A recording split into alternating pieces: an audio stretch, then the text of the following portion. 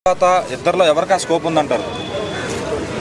ఇప్పుడు రాజకీయంలో అనుభవజ్ఞులు చంద్రబాబు నాయుడు గారు ఉన్నారు. వాళ్ళు ఉన్నంత వరకు వీళ్ళకి వచ్చే అవకాశం లేదని నా అభిప్రాయము. తర్వాత ఏదైనా చేయాలనుకుంటే వారి అనుభవంతో ముఖ్యమైన వాళ్ళ సలహాలు సూచనల మేరకు పవన్ కళ్యాణ్ గారిని చేస్తారా, నారా లోకేష్ గారిని చేస్తారా అనేది మనం డిసైడ్ చేయలేము కదా. వారు అనుభవజ్ఞులు రాజకీయంలో, వాళ్ళు ఉన్నంత వరకు ఎవరు కాకపోవచ్చు అని నేను అనుకుంటున్నా. ఇద్దరు కూడా ఓడిపోయి గెలిచిన వాళ్ళే. అయితే ఈ 6 నెలల్లో వాళ్ళ పరిపాలన కానీ అది వాళ్ళ చేసే విధానం కానీ ఎలా అనిపించింది? ఇక రెండు కోణాల్లో చూడవచ్చు. మంచి జరుగుతుంది, చెడు జరుగుతుంది. కాకపోతే ఇప్పుడు మంచి ఎక్కువ జరుగుతుందని అందరు అనుకుంటున్నారు. ఏదైనా బ్రదర్, ఎవరు మారినా ఎవరు వచ్చినా జరిగేదైతే కంటిన్యూస్గా జరుగుకుంటూ పోతూ ఉంటుంది.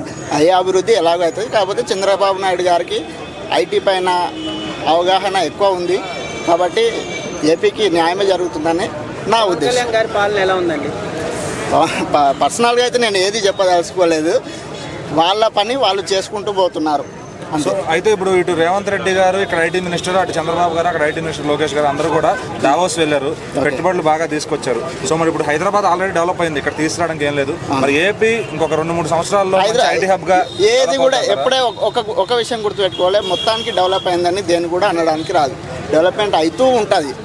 పూర్తిగా డెవలప్ అయిందని ఎప్పుడు అంటాం?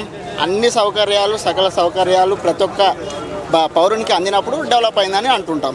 కాబట్టి డెవలప్ అవుతూనే ఉంటుంది. డెవలప్ అయిపోయింది అనేది మనం మాట్లాడుకుంటాం. హైటెక్ సిటీ ఉంది, గచ్చిబౌలి ఉంది. ఈ రేంజ్ ఆఫ్ లో ఏపీలో కూడా ఏదో ఒక జిల్లాలో అభివృద్ధి చెందుతాయా ఆ కంపెనీలు రావడం వల్ల కానీ అక్కడ వచ్చే కుర్రోళ్ళకి ఉద్యోగాలు రావడం వల్ల? జరగవచ్చు అని అనుకుంటున్నాం. జరగవచ్చు 100%. సో ఓవరాల్ గా ఫ్యూచర్ లో లోకేష్ గారు కానీ పవన్ కళ్యాణ్ గారు ఇద్దరిలో ముందు సీఎం అయ్యే ఛాన్స్ ఎవరికి ఉంది?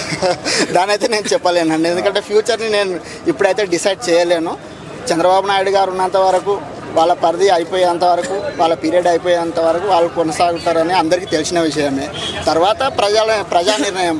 వాళ్ళు సపరేట్గా పోటీ చేస్తే పవన్ కళ్యాణ్ గారు అవుతారేమో గెలిస్తే, వీళ్ళు సపరేట్గా పోటీ చేస్తే వీళ్ళే అవుతారేమో, పొత్తులో గెలిస్తే వాళ్ళే నిర్ణయం తీసుకుంటారు. Thank you.